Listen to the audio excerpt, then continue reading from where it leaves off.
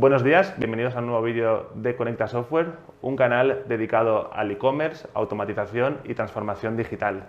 Para el vídeo de hoy contamos con la ayuda de Tony Expósito, a mi derecha, actual director de Conecta Software. Bienvenido, Tony. También eres la persona encargada del desarrollo de negocio de la compañía.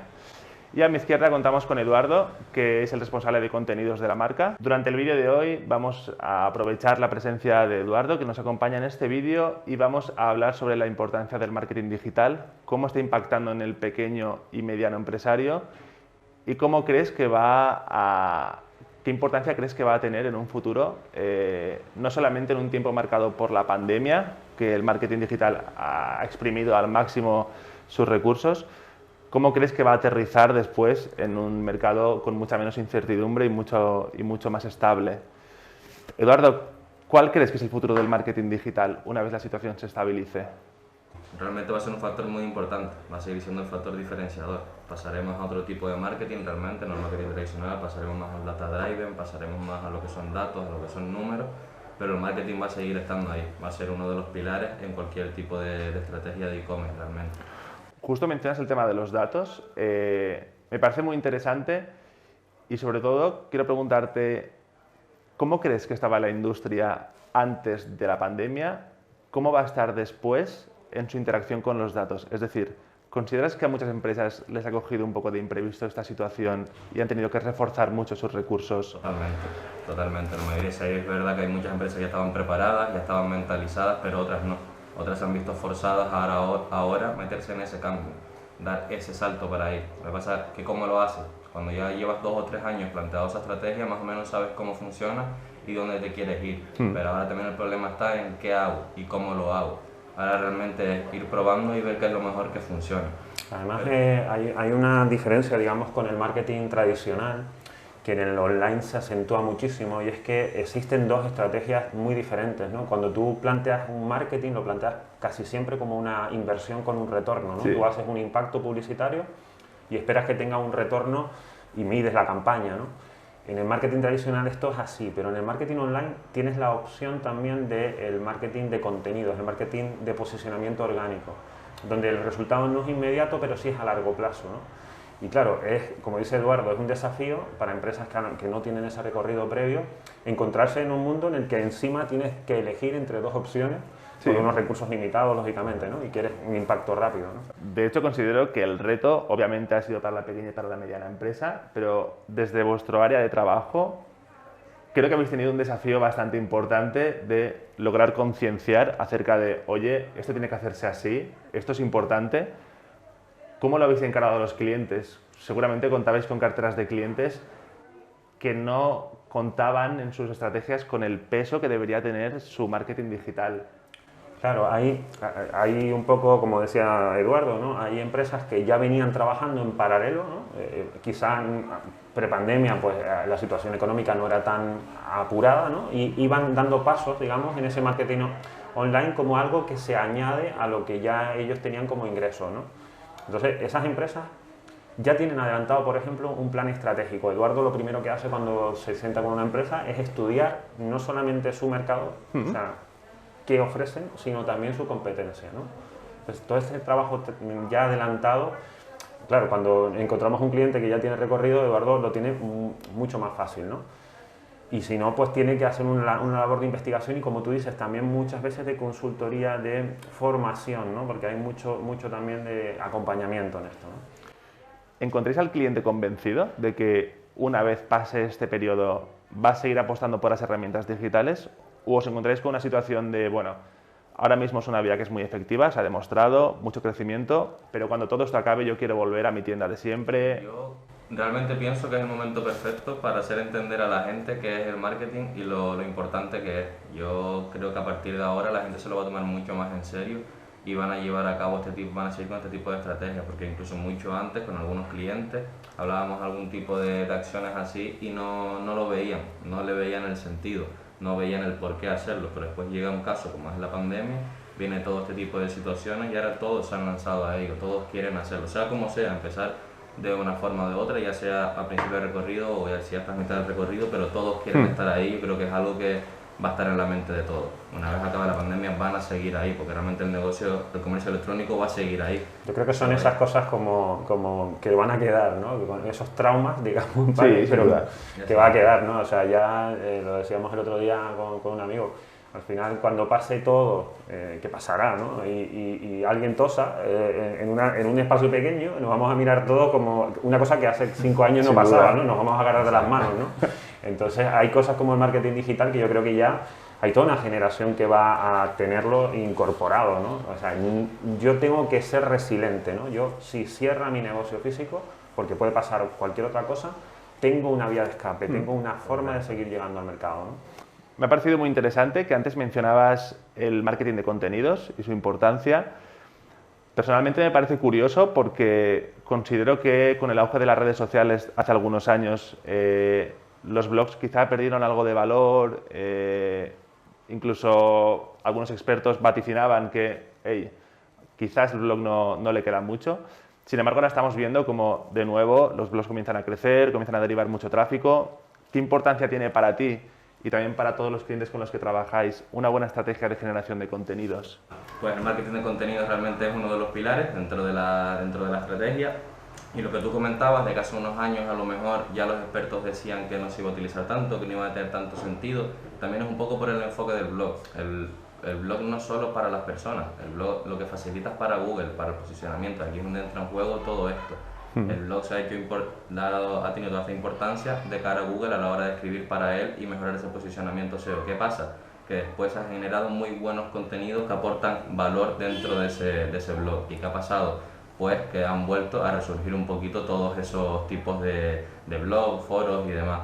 Pero sí, hay como, perdona, hay digamos esa crítica quizá de que el blog generado por una compañía, ¿no? Hablando de temas que a lo mejor son lugares comunes o no profundizan demasiado y se satura Internet de contenido, ¿no? El Internet del SEO para el SEO, ¿no?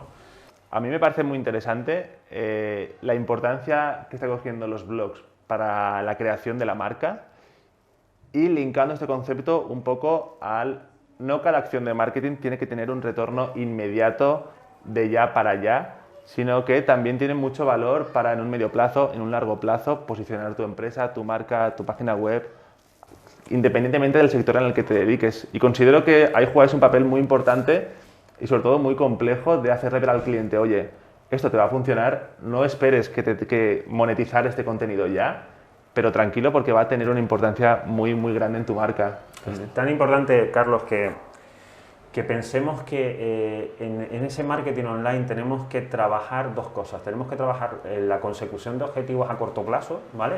Pensando en el ROI, ¿vale? Diciendo, voy a invertir en una campaña 500 euros y quiero retornar ese coste. Está bien que pensemos en el corto plazo, pero acompañarlo de una estrategia que piense en construir un activo, ¿no? El SEO, realmente, el contenido de una web es un activo. O sea, tú estás invirtiendo en algo que queda en tu empresa, como queda la marca, como tú dices, ¿no? Estás construyendo marca.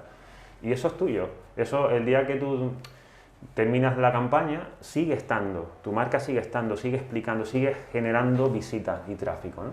Entonces, si podemos, lo ideal es acompañar esas dos estrategias. Intentar conseguir retorno, pero construir marca a medio plazo, es importante, ¿no? ¿Y cómo planteáis al cliente esto mismo? ¿Cómo planteáis al cliente una estrategia basada en dos pilares, a priori tan diferenciados?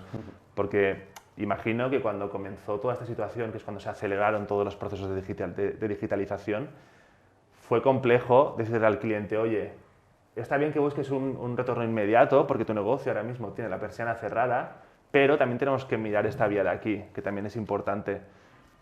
¿Existe una predisposición por parte del cliente? ¿Existe una confianza? Esto ha sido un punto que nos ha costado un poquito también y es complicado hacerlo entender, pero por lo que tú decías realmente, porque quieres hacerlo y quieres el corre-corre, como quien dice, ¿no? Sí. Quieres invertir ya hoy 100 euros y la próxima semana tener 200. Y realmente lo complicado es un poco hacer entender al cliente lo que comentaba Tony, que estamos hablando con una inversión a medio plazo y otra a largo plazo.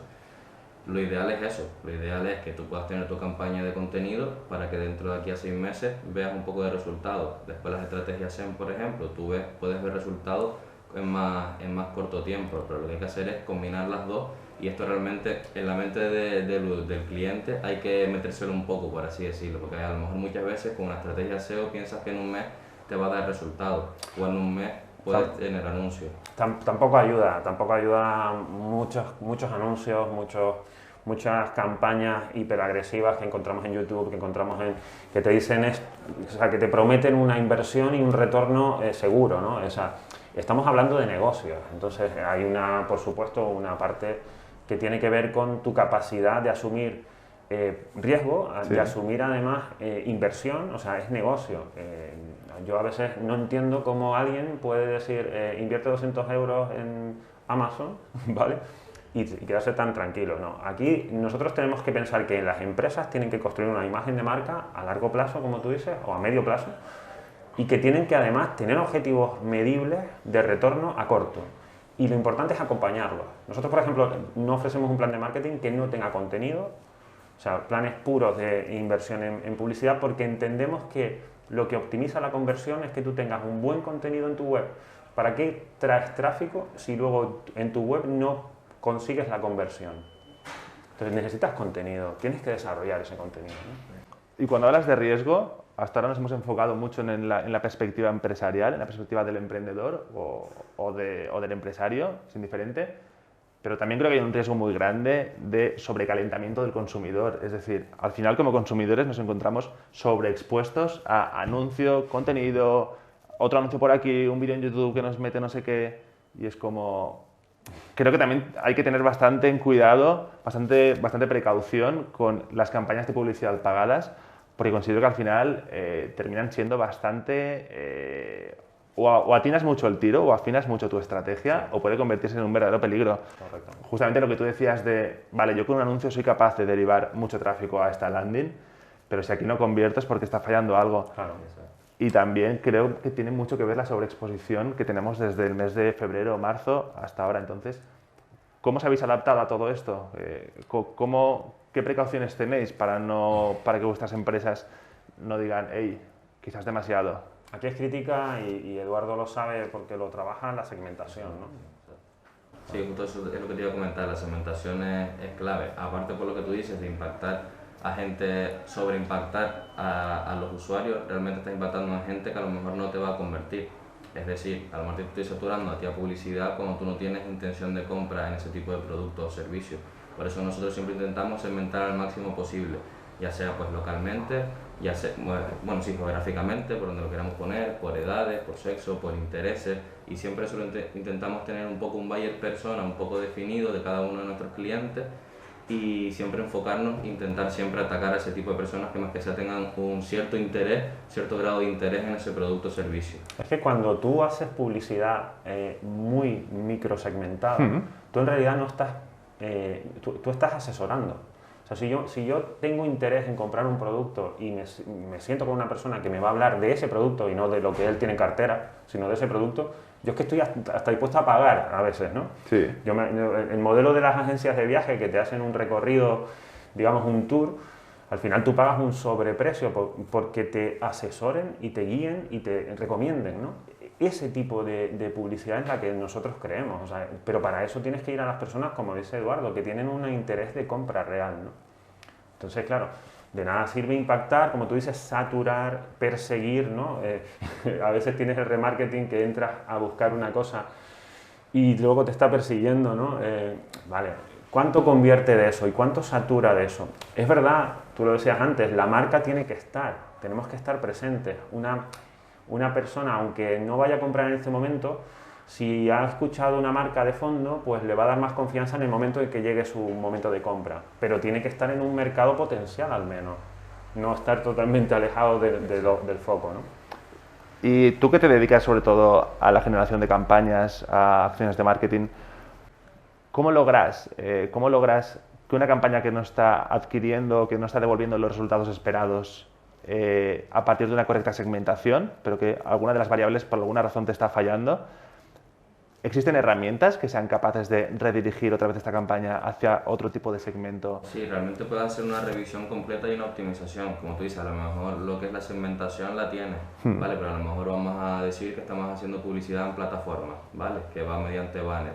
A lo mejor realmente lo que no te funciona, tú analizas, vamos viendo los resultados, vamos viendo qué ha pasado vamos también revisando las analíticas de la web, las métricas, viendo de dónde vienen, qué ha pasado, cuando su usuario viene, qué pasa, se va, se queda en esa página, cuánto tiempo está en esa página, cuál es su movimiento. Pero lo que te iba a decir, un ejemplo puede ser un simple banner. Es decir, yo puedo ver que de 5 banners que tengo, 2 formatos me han funcionado mejor. Pues ¿qué hacemos? Quitamos los otros banners, actualizamos estos banners y ponemos esos banners. A lo mejor simplemente con esa acción ya consigues recaminar un poquito más la campaña y consigues darle una vuelta. Únicamente refiriéndonos a formatos, es decir, Exacto. estamos en un campo que va tan al detalle que una misma acción en diferentes formas geométricas varía. Exactamente, un simple formato puede suponer que la gente lo vea, le llame más la atención y haga ese clic. A lo mejor un formato horizontal puede que no funcione, depende también del sector, la actividad, el producto, lo que tenga, pero a lo mejor funciona más un banner vertical en el lado derecho. Lo más importante es lo que dice Eduardo, al final la gran diferencia del marketing digital es que hay datos.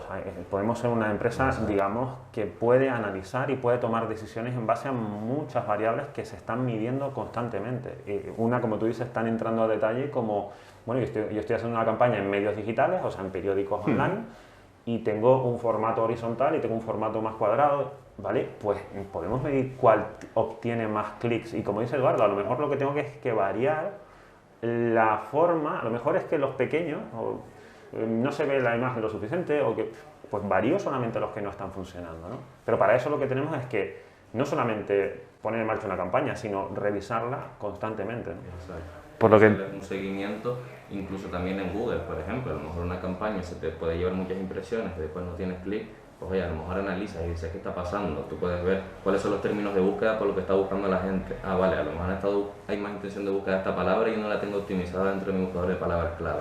Pues ahí vas haciendo un poquito un cruce de información y vas optimizando en relación a todo eso. Pero por ejemplo yo una campaña no la considero optimizada hasta que no lleva mínimo un mes caminando.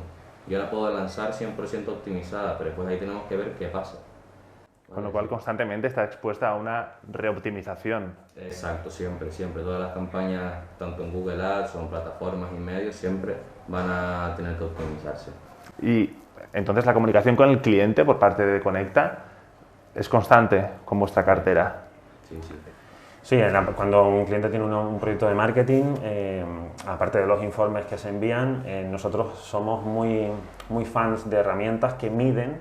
Nosotros siempre decimos que cuando tú recibes tráfico, eso es la consecuencia de una visibilidad. Esa visibilidad ya se puede medir, o sea, no hay que empezar en Google Analytics, ¿no?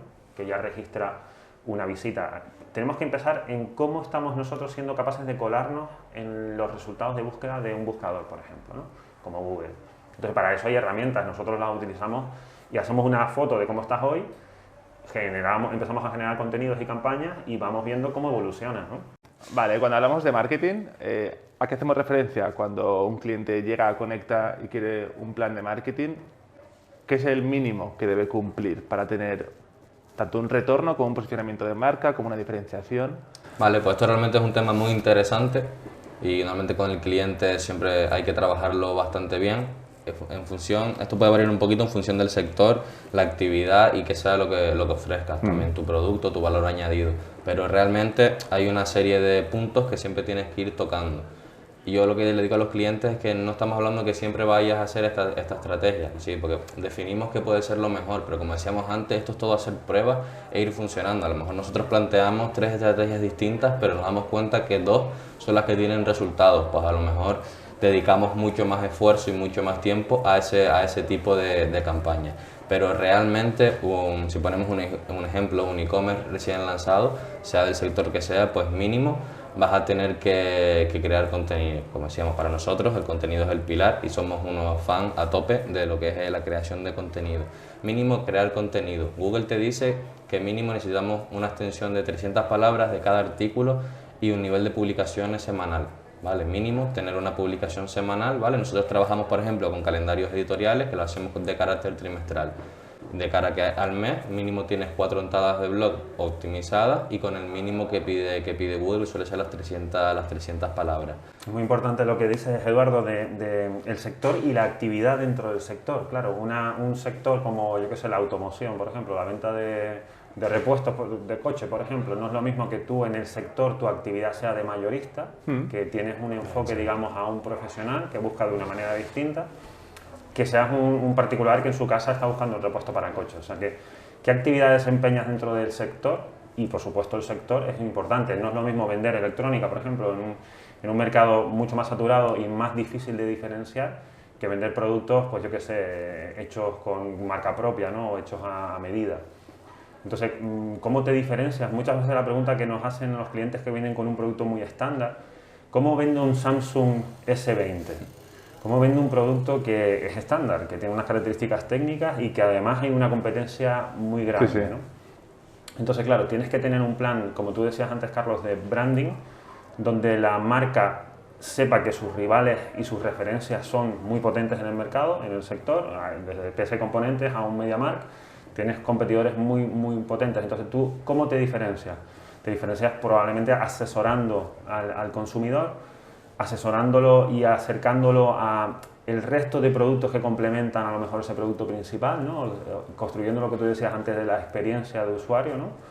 Y luego con técnicas de marketing concretas que hemos visto que funcionan muy bien, como promociones, por ejemplo, como sorteos, como llamadas a la participación, digamos, ¿no? Exacto, sí, es que eso es en función realmente del sector. Por ejemplo, en ese caso comenta Tony, un proyecto de electrónica y demás, pues suele tener mucho sentido hacer un sorteo en redes sociales, hacer un descuento por suscripción, hacer un descuento por compra, pero eso son ya acciones que las vas viendo en función del sector y la actividad. Vale, pero volviendo un poquito al principio de la pregunta, que es como un poquito los pilares básicos en cualquier estrategia, pues estaríamos hablando de eso, el contenido siempre va a estar, vale, ya lo puedes enfocar un poquito más, a lo mejor te interesa más tener el tema de infografía, el tema visual puede que te funcione un poquito más que no solo la creación de contenidos de texto, vale, todo eso lo vas trabajando en los vídeos algo que suele aportar un montón de valor, una óptica por ejemplo, porque una óptica te explique qué tipo de gafa es esta y te explique cómo se monta y cómo tienes que ponerla, eso realmente le está aportando un valor increíble a lo que es el usuario.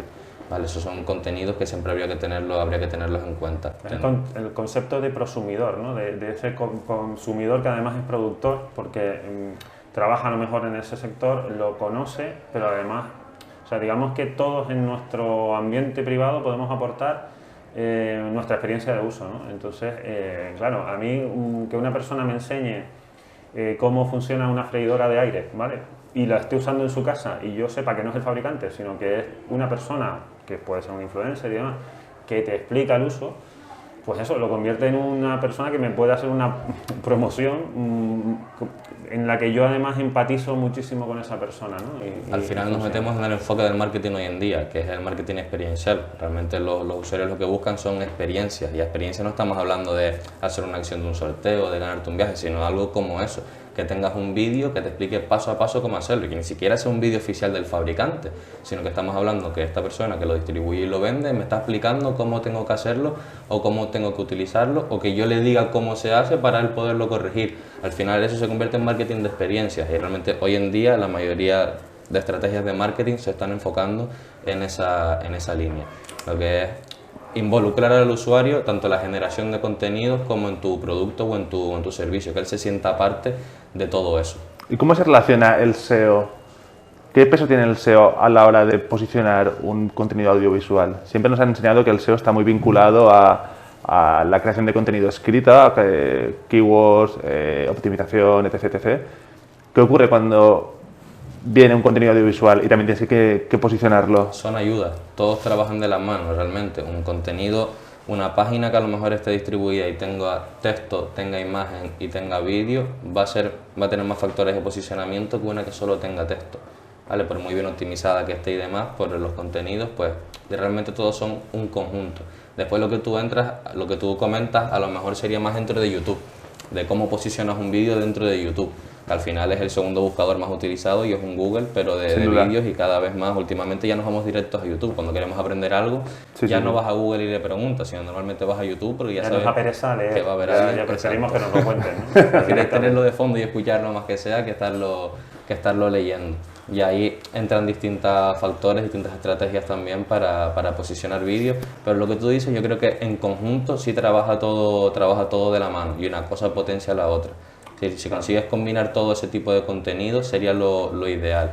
De hecho, el concepto de reciclar el contenido, ¿no? O sea, si yo tengo una entrada de texto, como tú comentas, puedo, en base a lo que estoy contando ahí, darle un formato infográfico, ¿vale? Para que se pueda consumir, por ejemplo, en Pinterest, ¿no? Que muchas veces lo obviamos, pero es uno de los, digamos, de las fuentes de tráfico más potentes que existen en el tráfico orgánico, ¿no? Que yo sea capaz de colocar una buena infografía con una descripción y que hable de la temática, me puede generar un mogollón de tráfico. Y luego estamos hablando también de que el vídeo, como dice Eduardo, se consume en el contexto, ¿no? Yo a lo mejor estoy en una landing donde está incrustado el vídeo de YouTube. Correcto. Y está acompañando el texto. Y luego YouTube, por supuesto, tiene sus propias palabras clave, sus propias descripciones, sus propios comentarios, sus enlaces, ¿no? Sí, hay distintos factores que te favorecen a ese posicionamiento, pero en conjunto realmente trabajan todos de la mano. Y ya una estrategia, ya después posicionamiento en YouTube ya llevaría una estrategia específica para tu posicionarte dentro de ese buscador. Al final es lo mismo, al final estás haciendo una estrategia SEO para otro buscador, aunque pertenezca a Google, estamos hablando de otro buscador, como dice Tony, tiene otras palabras clave, tiene otras intenciones de búsqueda y al final tienes que trabajar también el SEO por esa parte. Nosotros hablamos mucho del concepto de 3 capas, ¿no? De tener un contenido que sea puramente formativo, que sea un contenido, digamos, un glosario, o la definición, o sea, yo estoy comprando un teléfono o estoy comprando una pintura y quiero saber los conceptos básicos, digamos, como no experto, digamos, ¿no? Y que me lo cuente la marca en un contenido puramente formativo, está genial. Luego hay una segunda capa que son contenidos de cómo se usa cómo usar esa pintura, ¿no? Y ya son aplicaciones, digamos, de ese conocimiento más básico. Y luego está una tercera capa que es conversión, que es donde yo le explico cómo yo te ayudo a usar ese concepto, ¿no? Cómo es pasar un poco del problema a la solución, ¿no? Y dar la respuesta. Correcto. Entonces, si consideramos que nuestro contenido tiene que haber de los 3 tipos, pues podemos acompañar, como dice Eduardo, en ese proceso exploratorio a cualquier consumidor, ¿no? Yo creo que al final todo se fundamenta en el valor añadido que des al contenido y justo tú lo has mencionado antes, en un entorno cada vez más competitivo y sobre todo en una situación como esta, considero que el usuario acceda a tu página web y no a otra, ya es un premio para ti.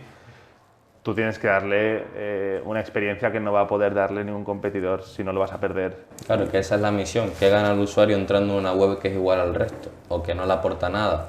Realmente un usuario se dice por estadística que un usuario realmente lo tienes que captar en los primeros 5 o 6 segundos, si no a partir de ahí ya lo perdiste, ya tiene que tener alguna llamada a la acción, ya tiene que tener algo que a él le genere esa necesidad de seguir ahí, esa necesidad de seguir viendo, de seguir conociendo, de seguir navegando dentro del sitio web, pero es lo más complicado, pero cuando consigues ese punto ya tienes la primera parte bastante bien hecha.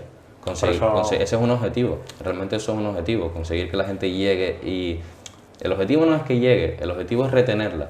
El objetivo es que la gente llegue y tenerla ahí, lo que decíamos, que siga navegando, que acaben nuestras páginas de conversión o demás, pero el objetivo siempre es retener. Si tienes un vídeo, como dice Tony, explicativo, pues perfecto, lo tienes ahí. Y si lo puedes poner al principio, nada más llegar, y ahí entramos en lo que tú decías, el valor añadido. Es que justamente empezar a invertir en publicidad sin tener un contenido que retenga, que pase por ese proceso de formación, solución y propuesta, hace que al final tengas una visita con una tasa de conversión bajísima, ¿no? Entonces, por eso es tan importante que no solamente invirtamos en obtener tráfico, que lo hagamos cuando ya tengamos un contenido que hace que esa experiencia convierta con éxito, ¿no? Al final el contenido para vosotros es lo que marca el inicio de cualquier campaña. Sin un contenido de calidad es inviable poder tener un retorno, ¿no? Un retorno tan esperado que todas las empresas buscan, pero que requiere de un trabajo a medio o largo plazo que conviene seguir. Pues Eduardo, muchas gracias por la charla, por tus conocimientos y bueno, esperamos verte pronto otra vez por aquí. Muchas gracias a ti, Carlos. Ya está. Sí, perfecto.